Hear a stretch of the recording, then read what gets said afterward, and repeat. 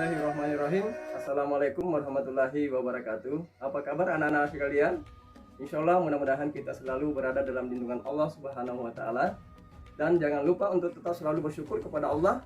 Dan bagi yang umat Muslim, tetap perbanyak salawat kepada Nabi besar Muhammad SAW.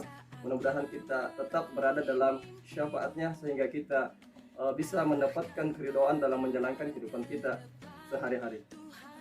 Adik-adik sekalian yang selalu bersemangat, pada bagian pendahuluan ini saya akan menyampaikan pokok-pokok materi yang akan kita bahas pada pertemuan kali ini, di mana pada pertemuan ini kita akan membahas tentang peran tokoh dan nilai-nilai yang dapat kita petik dari tokoh-tokoh pejuang integrasi yang ada di antara tahun 1945 sampai tahun 1965. Merujuk pada pencapaian kompetensi yang ada pada materi ini, maka tujuan pembelajaran yang akan kita capai pada kegiatan kali ini ada 3 hal. Yang pertama yaitu mengevaluasi peran dan nilai kejuangan tokoh-tokoh nasional dan daerah dalam upaya mempertahankan keutuhan negara kesatuan Republik Indonesia antara tahun 1945 sampai tahun 1965. Yang kedua yaitu menuliskan peran dan nilai-nilai kejuangan tokoh-tokoh nasional dan daerah dalam upaya untuk mempertahankan kedaulatan negara kesatuan Republik Indonesia tahun 1945 sampai tahun 1965. Yang ketiga adalah menyajikan peran dan nilai-nilai kejuangan tokoh-tokoh nasional dan daerah dalam upaya untuk mempertahankan kemerdekaan antara tahun 1945 sampai tahun 1965. Nah, adik-adik sekalian, mari kita memulai pembelajaran inti kita hari ini. Bapak berharap kalian semua menyiapkan lembar kertas ataupun buku untuk dapat dijadikan sebagai media yang nantinya dapat Anda semua akan menuangkan hasil eksplorasi kalian di media tersebut untuk nanti akan Anda tampilkan di kelas dan kita saling berbagi antara yang satu dengan yang lainnya.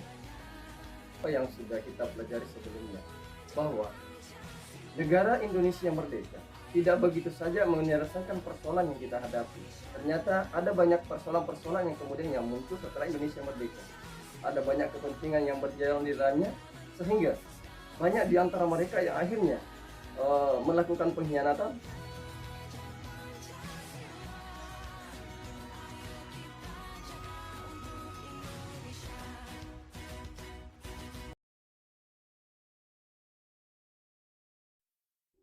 Perbedaan pandangan, pelanggaran terhadap nilai-nilai dan norma yang telah disepakati bersama, inkonsistensi, serta tidak adanya komitmen secara bersama yang kemudian menjadikan munculnya pengkhianatan, pemberontakan yang mengarah pada bercerai-berainya kekuatan-kekuatan bangsa. Ini kemudian dimanfaatkan oleh bangsa-bangsa lain yang berkeinginan untuk menduduki Indonesia kembali, yang melemahkan kita. Di sinilah yang melemahkan bangsa Indonesia. Akan tetapi adik-adik sekalian, tidak sedikit pula tokoh-tokoh nasional dan daerah yang tetap kokoh dalam pendiriannya, setia terhadap kemerdekaan kita, yang kemudian dengan kokoh dan berani berjuang untuk mempertahankan kedaulatan negara Republik Indonesia yang mendapatkan ancaman, baik ancaman yang datangnya dari dalam maupun ancaman yang datangnya dari luar.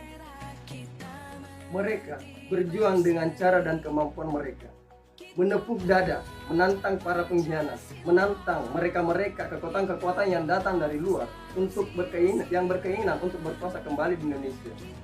Dengan kemampuan yang mereka miliki, dengan sisa-sisa kekuatan yang mereka miliki, mereka bertekad untuk tetap mempertahankan keutuhan dan kedaulatan bangsa dan negara Indonesia ini.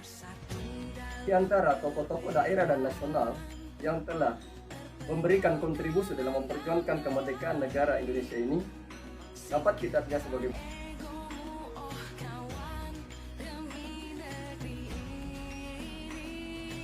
yang pertama, peran tokoh-tokoh daerah seperti Silas Papare, Frans Kaisiepo, Martin Indeng, Oku Dendri Saju, dan salah satu yang berasal dari Bone adalah Andi Mapanyuk.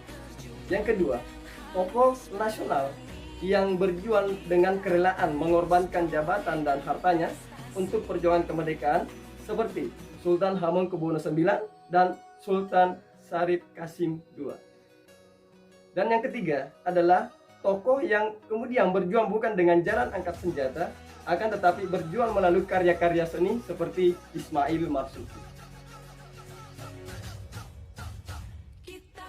Dan masih banyak lagi tokoh-tokoh nasional dan daerah yang berjuang mempertahankan kemerdekaan dan keutuhan negara Republik Indonesia ini dengan cara dan gaya-gaya mereka. Nah, sekarang adik-adik sekalian, silahkan kalian bereksplorasi, menemukan bagaimana cara mereka, para tokoh-tokoh itu berjuang dalam mempertahankan kemerdekaan dan nilai apa yang dapat kita teladani dari perjuangan mereka itu. Dan silahkan tuliskan hasil eksplorasi kalian di lembar kertas yang sudah kalian siapkan untuk nantinya bisa disampaikan di hadapan teman-teman kalian.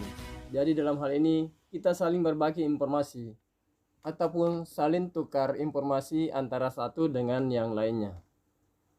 Masing-masing hanya mengangkat dan menuliskan salah satu tokoh saja ya.